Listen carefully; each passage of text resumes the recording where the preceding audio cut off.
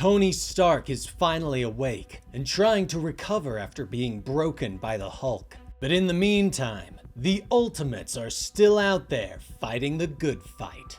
Welcome to the Comicstorian Complete Story Series, where we take trade paperbacks and single issues and we break them down into digestible bites to help you understand. Then we read them dramatically back to you. All alterations to the panels, text, and images are to prevent copyright problems, and all art is owned by its respective companies. If you enjoy these stories, be sure to support the industry and go check them out at your local comic shop. The Ultimates have been continuing their preparation for the return of the Maker, and thankfully, Tony is finally out of his coma. But Captain America and the rest of the Ultimates aren't just waiting around while he heals. They are still out there fighting for what's right.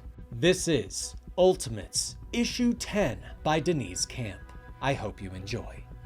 Jim accesses his memories and stares at the man in front of him. The man responsible for plunging the world into war and the deaths of millions of people. The fire leaps from Jim, burning the man alive. The smoke choking off his screams of pain until he finally turns to ash in his hands. In the present day, Jim Hammond turns to his team. "So, how'd it feel to kill Hitler?" Wasp asks. The Human Torch looks at her. "How did it feel?" he asks. A small smile begins to play over his mouth as he explains that over the years, he's had to delete memories to keep his systems moving at optimal speed. His Medal of Honor, friends, family, even playing the piano, all gone. But that memory, I keep it in full color and high definition. I go back to it again and again. It keeps me warm, the Torch tells her with a full smile. Cap looks up from scouting the Red Skull base in front of them. "All right, enough reminiscing about the good old days of killing Nazis, because we've got to go kill some Nazis right now," Steve tells them as he motions to the massive Red Skull compound that lays before them. The Red Skulls are a terrorist organization that has taken root in the North American Union, having been inspired by the Nazi super soldier Johann Schmidt, and taken the tactics and iconography of the 1970s vigilante known as the Punisher. Now, they are scattered across the United States and under the control of the 5th Grand Skull.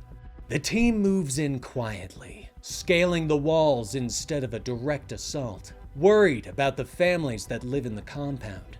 Suddenly, Steve's comms beep to life. "Tony, you're supposed to be in surgery," Steve reminds their leader quietly. Back on the Triskelion, Tony is hovering in the air as the machines work on his spine. "I am. The Immortus engine is keeping me stable. The pain isn't too bad, as long as I have something to focus on," Tony gasps. He questions why the team is taking the time to attack the Red Skulls, as they have nothing to do with the Council or the Maker, and so they aren't a priority. But Steve shakes his head as he drops into the compound. "I've received information that connects this organization to the Hand, and Nazis are always a priority. It's all one fight, Tony," Steve says softly. The Human Torch covers the compound in a thick smoke as the team drops in. Cap moves fast, knocking several guards out before they can raise the alarm. Meanwhile, Wasp and Giant Man shrink down, slipping into the ear canal of 2 other guards and dropping them. Hawkeye also joins in, firing his arrows and dropping more guards without a sound. In moments, the compound is cleared and the team pushes into the main command building. The doors swing inward and the team finds themselves in a massive chamber. Steve and Jim stop short. Their eyes widen as they stare up at the trophies on the wall. Hanging up on the wall, well lit so that everyone can see, is the body of Namor, the Submariner, the king of the ocean. Suddenly, a side curtain is pulled away. "The gang's all here. It's an invaders' reunion," the Grand Skull says with joy as he steps out, a rifle in hand and a small army at his back. Jim floats into the air and hovers close to his old friend on the wall. "It's him. It's really him, Jim whispers. The Grand Skull nods as he stalks forward. King Namor, the Submariner. Yes, it's really him. Though I'm afraid he's lost his infamous vigor, the Skull says. He looks at the heroes, staring at Captain America. You weren't supposed to find out about him. I wasn't ready for you yet, the Skull says. Jim stares at the villain. His computer brain is trying to recognize the voice patterns, but the Skull's helmet distorts his words. Jim floats down to the floor, landing before the Skull. How did you kill him? Jim demands, but the Skull shakes his head. I did not, he says, explaining that Namor's death was part of a political coup in Atlantis. A group rose up against their Mad King and killed him, but his body refused to decay, and Namor was worshipped by his followers. They claim the ocean's microorganisms refuse to eat the body, that even in death, every living thing in the ocean recognized its rightful king. The Skull says as he looks up at the body. He turns back to the heroes and raises his weapon. It wasn't my idea to mount him, by the way. That was the last guy. A real collector. Very into big game, the Grand Skull tells them. Though he admits that having the body of one of their greatest enemies does help with recruitment. Down there, he's a miracle. Up here, he's a joke. The fish that never rots, the Skull hisses. Jim suddenly ignites in anger. His fire grows hotter as Steve steps forward and readies his shield. Ultimates, this is what we trained for. Clear the room, Steve shouts as he rushes forward. And in a matter of moments, it's over. The heroes are too strong for the group of Nazis, and seeing his forces defeated, the Grand Skull turns and rushes away. Somebody get him down from there, Cap snaps as he runs after the enemy.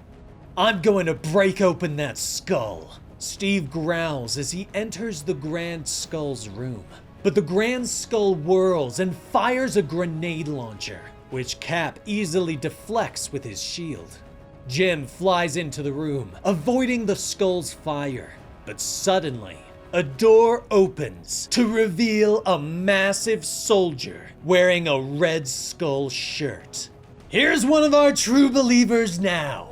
His name is John Walker, the Grand Skull says, telling the heroes that John came to them with a vial of super soldier serum and a message from Tony Stark about how he was supposed to be a hero. Walker lets out a bellow of rage as he rushes forward with a knife in each hand. But the Human Torch turns to him and lets out a blast of fire that cooks Walker's head, dropping him to the ground and ending the fight in seconds. Jesus, Jim, Steve whispers as the other heroes join them. The Grand Skull pauses for a moment in his defeat, but he fires his weapon again. The laser blast deflects off Cap's shield and ricochets back at him, cracking his helmet and dropping him to the ground. Steve stalks forward, but the Grand Skull doesn't seem upset. Good gravy! It looks like you've got me. Captain America's done it again, the Grand Skull says as he taps the Red Skull pin on his chest. Cap looks down at him, now able to see one of his eyes. The eye of an older man. I'm just a symbol, Cap, and symbols don't die. They just come back different, the Grand Skull says as he begins to disappear. It was good to see you, Steve, the Skull whispers before completely disappearing. Afterwards, the Ultimates retrieve the body of Namor and return it to the ocean, giving the sea back its king, so that he might inspire revolution, even in death. The heroes return to the Triskelion and rest, but Jim Hammond doesn't rest. He has no need for it. He wanders the corridors of the station, looking back on his memories. But there is another who doesn't sleep. Steve Rogers has merely looked out his window since their battle. Jim is able to read facial cues with his new systems and knows that his old friend is troubled. Jim looks back on the battle, looking for something that he could have missed. His systems finally find a match for the Grand Skull's voice, with 90% certainty. "It was good to see you, Steve," the Grand Skull had said through his cracked helmet before he disappeared. But now, Jim's systems recognize the voice. Steve looks out the window of his room, looking down on planet Earth, when it dawns on him. "Bucky?" he whispers softly. And so concludes issue 10 of The Ultimates. Tony is still getting fixed up, but now Steve and Jim have to come to terms with their old friend and fellow invader becoming the new Grand Skull. I really enjoyed this issue, but I'd love to hear your thoughts in the comments below. And, as always, like and subscribe since it really helps us out a lot. I'm Dan with Comicstorian, and we will see you next time. Rest in peace, Penny.